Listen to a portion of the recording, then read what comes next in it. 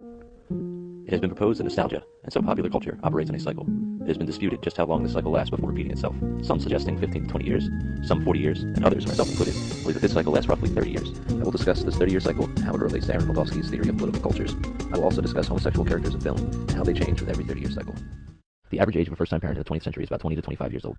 These 20-something parents fresh from the rebellious teenage years were shaped by the popular culture of their late teens to early 20s. This identity, created by every generation, takes its root in the early teenage years when young people rebel against the values of their parents in order to shed their juvenile identity. A common way for a young person to reject the values of their parents is to embrace the values which the parents rebelled against when they were young people. Given that the average age of a 20th century parent is in their early 20s, and the age at which young people begin to rebel is the early teens, this would mean that young people embrace the values which were common roughly 30 years prior to the rebellious period.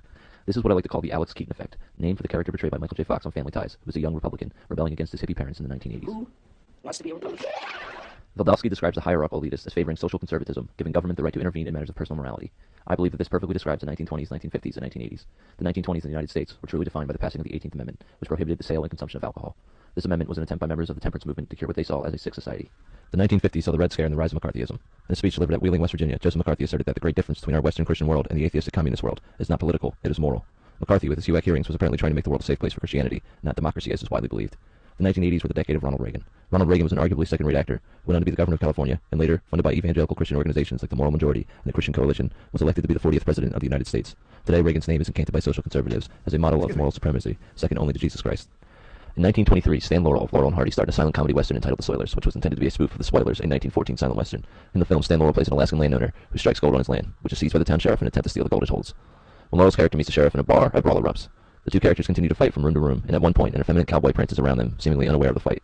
In the end, Laurel's character is defeated, and the sissy cowboy blows him a kiss from a window. Laurel dismisses the character, who drops a flower pot from the window, which hits Laurel in the head, knocking him unconscious. The sissy cowboy represents the popular view of homosexuals in the 1920s. We were reminded of the homosexual's unmasculine nature when he walks into a back room where Laurel and the sheriff are fighting and is completely unaware of the struggle. Surely a real man would have immediately chosen a side and jumped into the fight, or at the very least remained in the room as a spectator. The 1955 film Rebel Without a Cause presents a slightly different view of a homosexual character. The film tells the story of a troubled young man named Jim Stark, dealing with an overbearing mother and emasculated father. Jim makes a friend nicknamed Plato, who is a young man with similar problems to Jim, and who is being raised by a single mother. Jim also meets a young girl named Judy, who is the girlfriend of Buzz, the leader of a group of local thugs who harass Jim because he is new to town. The thugs challenge Jim to a chickie race, where Jim races Buzz to the edge of a cliff, and the first to jump out of the car loses. Buzz is caught in a car, and his car flies off the cliff, killing him. When Jim tries to go to the police, the gang seeks him out, so Jim and Judy retreat to an abandoned mansion, where Plato meets them later with a gun. While at the mansion, Jim gives his jacket to Plato, and we are presented with the most transparent display of Plato's homosexuality. Jim gives him his signature red jacket, and Plato lifts it to his face and smells it, relishing in Jim's scent. When we recognize Plato as a homosexual character, we can see hints of a homosexual nature in Jim. Both boys come from female-run households, and it seems that this kind of upbringing creates unnatural urges in boys. When Plato was gunned down by police, Jim's parents mistake the boy who was wearing Jim's jacket as their son. When they realize that Jim is still alive, they promise to change. It seems that this scene is a metaphor for a young man struggling with his sexuality, but who can make the correct choice and supported by a nuclear family with clear gender roles. In the 1984 film Dune, we are presented with one of the most grotesque homosexual characters in film history. When we are introduced to the Baron Vladimir Harkonnen, he is having giant boils on his face drained of pus. As the scene progresses, two guards bring in a young man who is shaking with fear. The Baron watches the boy with a predator's eye as he places flowers and vases on a shelf, revealing his homosexual desires. The Baron, who is monstrously obese, inflates his suit, which lifts him into the air before he glides down to the boy and begins pawing at him. He grabs the struggling boy and pulls a plug on his chest, which drains the boy of blood. This is the most clear representation of the evil, lecherous fag, who preys on young innocent boys.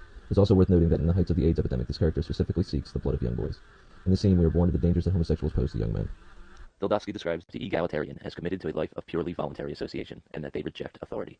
I believe this perfectly describes the atmosphere of the 1930s, 1960s, and 1990s. The 1930s was a decade of difficult economic times brought on by the stock market crash of 1929. This widespread poverty led many intellectuals to place the blame on the capitalist system of the United States. Many of these dejected individuals turned to radical political philosophies, which they felt promoted economical equality. The 1960s was a decade largely defined by the counterculture known as the hippies. These hippies clung to a radical ideology, and some even called for a return to the radicalism of the 1930s. Protesters in the 1960s flocked to the South by the busful to march against the unegalitarian institution of segregation. The 1990s, while not as radical as the 30s or the 60s, was certainly an egalitarian age.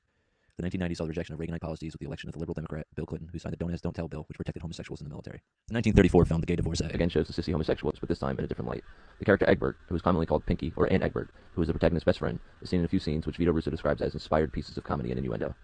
In the most transparent display, Egbert is approached by an effeminate waiter who attempts to help him decide what he would like to order. The waiter lists several things, including a tart, which Egbert staunchly refuses.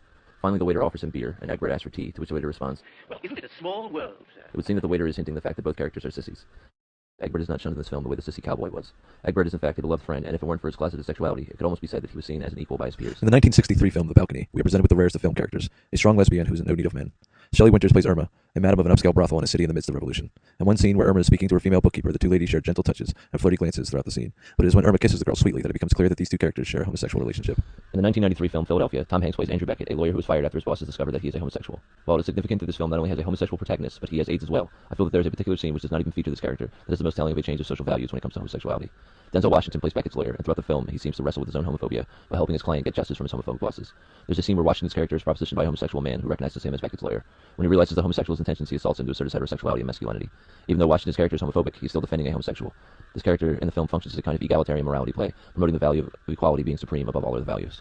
Vildovsky describes the individualist as preferring minimum authority, just enough to maintain rules for transactions, but they do not reject all authority. If it leaves them alone, they will leave it alone. I believe this statement reflects the atmosphere of the 1940s, 1970s, and early 2000s. The 1940s saw the nation recover slowly from the Depression and allowed some people who had lived in poverty during the 1930s to live more affluent lifestyles, and they were quick to forget the plight of the poor and cling to an individualist view of economics where they could be free to get as rich as possible, regardless of what that meant for the welfare of the poor. The 1970s saw the rise of a self-help culture, a movement which is inherently self-absorbed, and led Tom Wolfe to label the 1970s the Me generation. The beginning of the 21st century saw the election of George W. Bush. While George W. Bush mirrors Ronald Reagan in policy and views of economics, the difference between the two is their public perception. While Reagan is viewed as a god by conservatives, George W. Bush is viewed as their friend. Bush is a cowboy, an independent, no BS man of the people. In the 1946 film Gilda, we see a young gambler named Johnny who cheats to win, befriending an underground casino owner named Munson, who takes the young gambler under his wing. The two characters share a deeply intimate relationship, and at one point in the film, Johnny tells Munson that he was born the night they met. Munson's wife Gilda shows a deep disdain for Johnny, and it is revealed in the course of the film that Johnny and Gilda were once lovers, and they broke up on such bad terms that she continues to hate him. When Munson fakes his own death, Johnny believes Gilda is responsible, and marries her so he can ruin her life. This young gambler out on his own, and making his own rules, embodies the individualist idea. In the 1975 film Dog Day Afternoon, we see the story of two bank robbers, one of whom, Al Pacino's character Sonny, is revealed to be married to a transvestite and is robbing the bank to pay for his wife's sex change.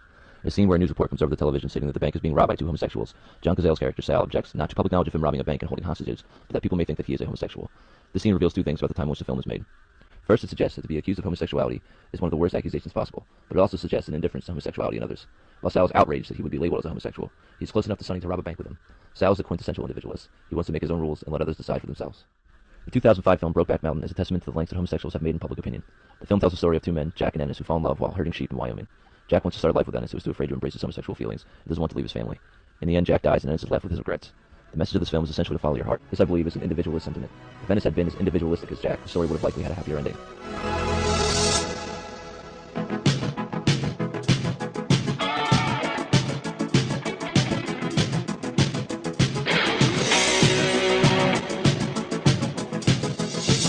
I want to break free.